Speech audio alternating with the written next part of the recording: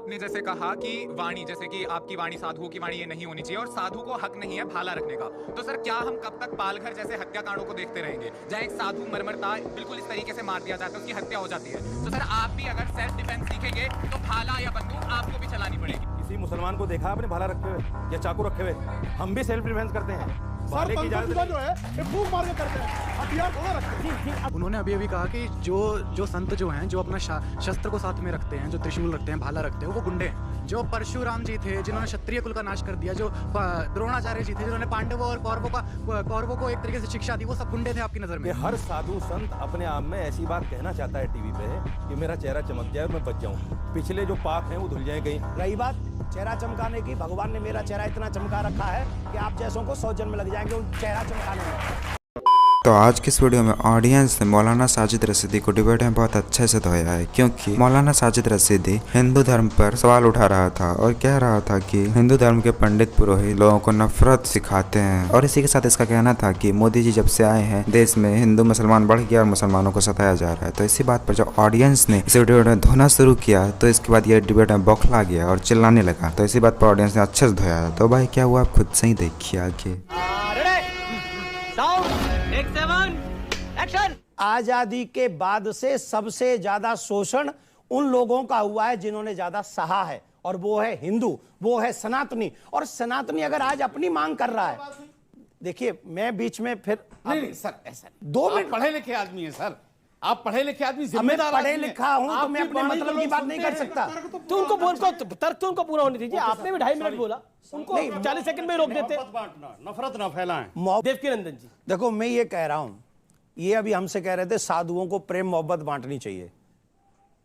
इन्होंने ध्यान नहीं दिया कि साधुओं के हाथ में माला और भाला दोनों ही रहते हैं।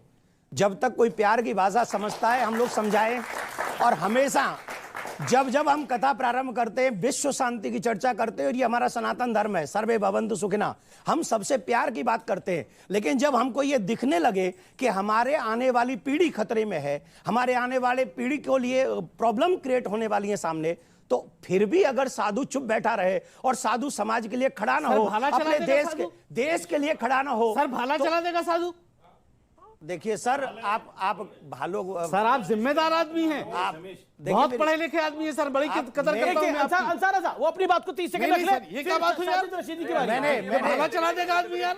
मतलब संविधान और कानून की कोई वैल्यू नहीं, संविधान और कानून की कोई वैल्यू नहीं। एक सेकंड आप अपनी। अब मैंने कहा एक हाथ में भाला भी रखते थे और एक हाथ में माला भी रखते थे, मैंने ये बात कही है, ठीक है।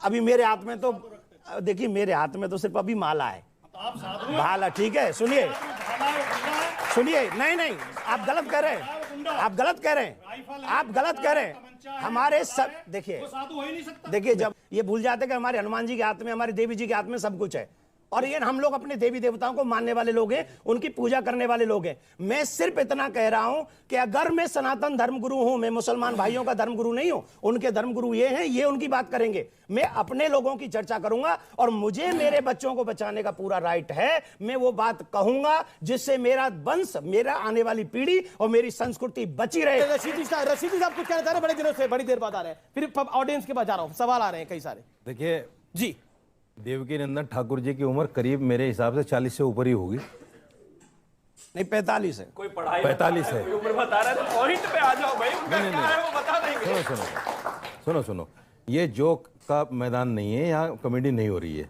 थोड़ा सा सुन लो। उसके लिए भी कला चाहिए। मैं इसलिए कह रहा हूँ कि सरकारें पहले भी थी और ये संत पहले भी थे, लेकिन वाणी ऐसी नहीं थी संतों की जैसी आज है।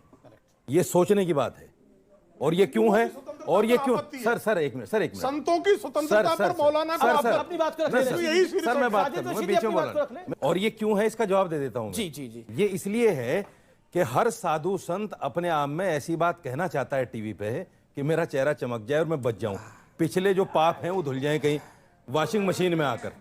मैं साफ कहता हूं, मैं गलत नहीं कह रहा हूं। सुन लीजिए, मेरी बात से आप सहमत नहीं हो सकते, कोई बात नहीं। आपने एक बयान दिया था, मेरी बात से आप सहमत नहीं हो सकते, कोई बात नहीं। आपने एक राम मंदिर के बारे में बयान दिया था, तो चेहरा चमकाने के लिए बयान दिया था? नहीं, मैं तो आज भी कायम हूं।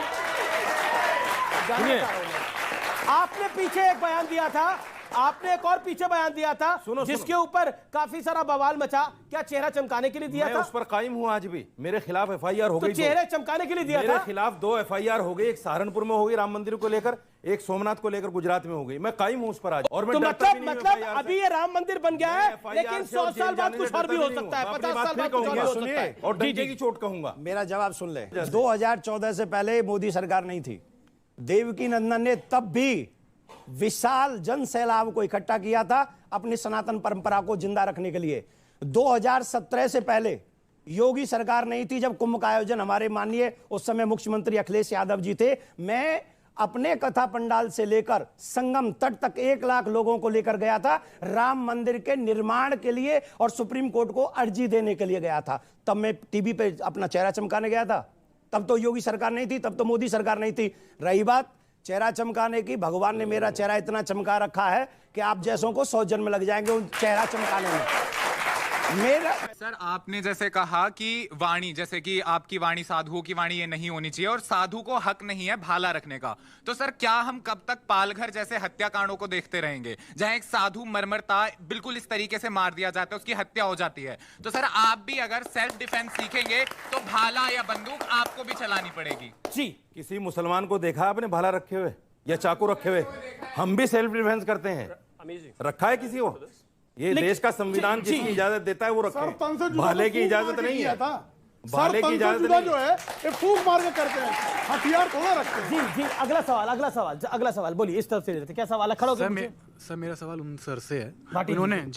उन्होंने अभी कहा कि जो संत जो हैं, जो अपना शस्त्र को साथ में रखते हैं, जो त्रिशूल रखते हैं, भाला रखते हैं, वो गुंडे हैं।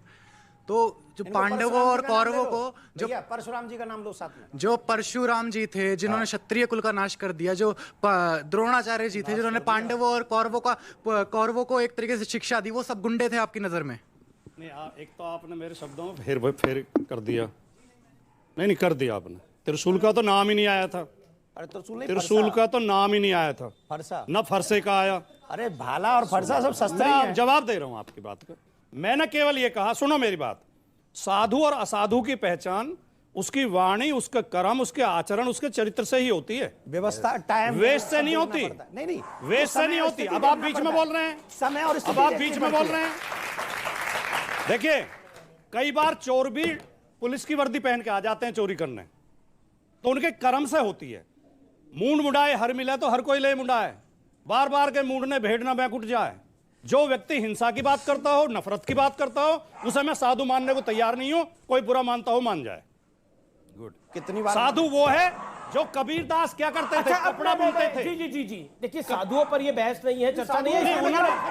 बच्चे ने जो सवाल पूछा अब आगे, अब आपसे तो बड़े साधु हैं हम, आपसे बड़े साधु हैं। अच्छा काम करते हैं, अच्छा कार्य बलात्कार करते हैं, गायत्री पूजा चोरी चकारी करते हैं। आपकी तरह नफरत नहीं फैलाते, आप नफरत लोगों को लड़ाते नहीं हैं। मुजफ्फरनगर कांड कब हुआ भाई?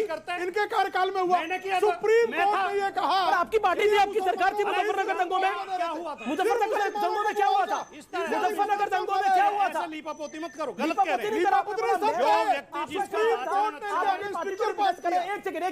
एक सेकंड, आप अपनी पार्टी को रिप्रेजेंट कर रहे हैं। अभी भी जब अतीक और मुख्तार क्या बुलडोजर चलता है तो आपकी पार्टी के नेता आगे आके बोलते हैं मुसलमानों पर एक तरफा कार्रवाई हो रही है। इनके ऐसे मौलाना लोग कभी भी सवाल का सीधा जवाब नहीं देते हैं। जब भी इनसे सवाल किया जाता है इसके धर्म पर, तो ये लोग उसको सवाल से पीछे हटेंगे और कुछ भी बोलकर उस सवाल से भागने की कोशिश करेंगे। इन लोगों का ये शुरू से ही पुराना आदत रहा है और हर बार ये यही ट्रिक अपनाते हैं बचने के लिए। लेकिन ऑडियंस से जब इन लोगों का सामना होता है तो ऑडियंस ये लोग ऐसे ही अपनी धुलाई करवाते हैं, क्योंकि पहले तो ये लोग कुछ भी बोल देते हैं, लेकिन बाद में जब इन्हें लगता है कि ये अपनी कही गई बातों में ही फंस चुके हैं तो अपनी कही गई बातों से ही पीछे हटने लगते हैं, जिस वजह से ऑडियंस ये लोग हर बार सुनता है और अपनी बेइज्जती करवाता है। खैर, आप होगा थोड़ा सा वीडियो अच्छा लगा तो वीडियो को लाइक कर दीजिए और ऐसे ही वीडियोस के लिए आप हमारे चैनल को सब्सक्राइब जरूर कर लीजिएगा। हम मिलते हैं बहुत जल्द किसी और वीडियो में।